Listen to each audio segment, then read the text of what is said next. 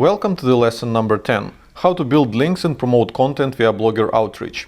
Here's what we are going to cover in this lesson. How to use Outreach for content promotion, how to find thousands of high-quality outreach prospects, and how to write ridiculously effective outreach emails. So let's go! Part 1. How to use Outreach for content promotion. First of all, Outreach is not a digital marketing strategy. Influencer marketing, guest blogging, broken link building, these are the strategies in digital marketing, or tactics, whatever you prefer. And Outreach is just a tool that you use in order to execute on them. If you want influencers to promote your content, you need to reach out to them. If you want bloggers to publish your guest articles, you need to reach out to them. If you want website owners to fix their broken backlinks, well, you get the idea. That said, there's no such thing as an ultimate guide to outreach. It simply cannot exist because there's just too many use cases to consider. So in this lesson, I will not teach you all possible applications of outreach, which in fact go way beyond marketing and into business development and networking.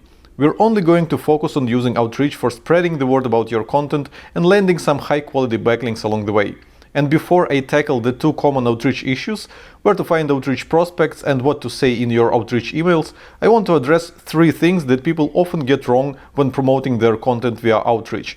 And the first thing that many people fail to understand is that outreach is, in fact, content promotion. Imagine the situation. You emailed 100 people with a link to your article. 80% of them opened your email, 30% clicked your link and read the article, 10% emailed you back with their feedback, but none of them tweeted or linked to it. Most people would conclude that their outreach has failed and would probably never bother doing it again because it doesn't work. But think about it, by sending 100 emails with 80% open rate, you're putting yourself on the radar of 80 awesome handpicked people from your industry.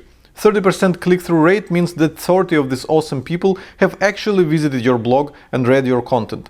And the 10% reply rate means that you've just made a connection with 10 awesome people from your industry, which, as we've learned in previous lessons, can often lead to a ton of additional benefits.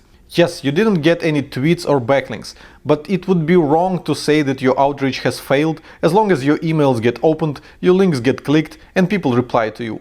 That's why I said that outreach is content promotion.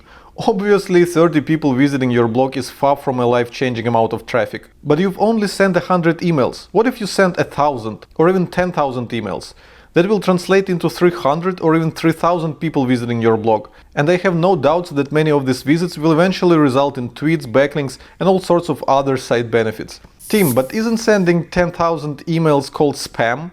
That is a great question, and it brings us to the second thing that people often get wrong. Number 2, there's a fine line between outreach and spam.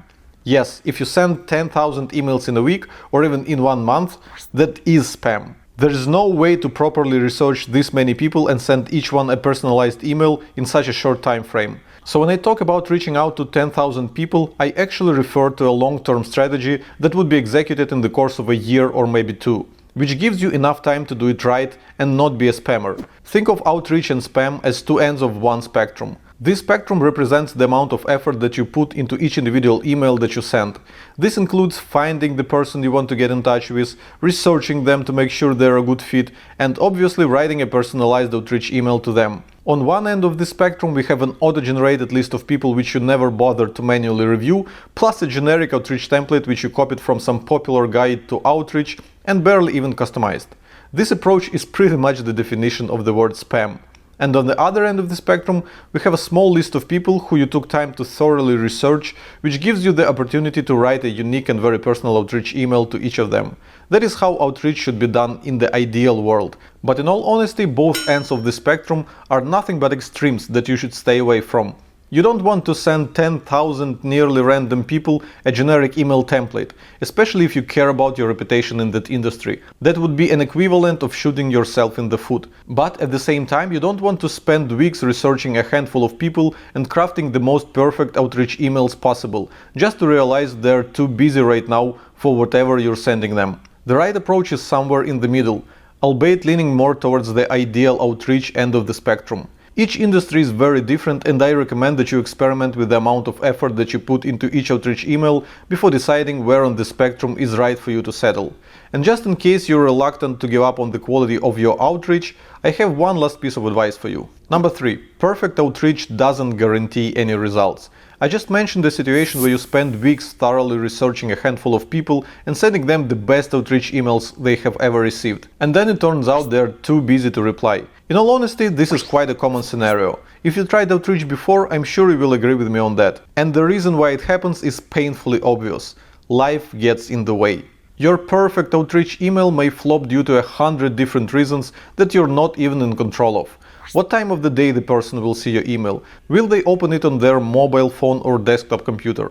Are they in a good mood? Is their schedule full right now? How many other emails they have received today? Etc, etc, etc. So yeah, perfect outreach doesn't guarantee any results. You need to mentally prepare yourself for this and not get discouraged when people don't reply your emails. Here at Ahrefs we rarely get open rates above 80% and the reply rate almost never crosses 30%. And we consider these numbers to be quite good. If your own numbers are way lower than ours, here are a few quick tips. If your open rate is low, make sure you're sending to the right email address, especially if you're using some automated software to pull these email addresses for you.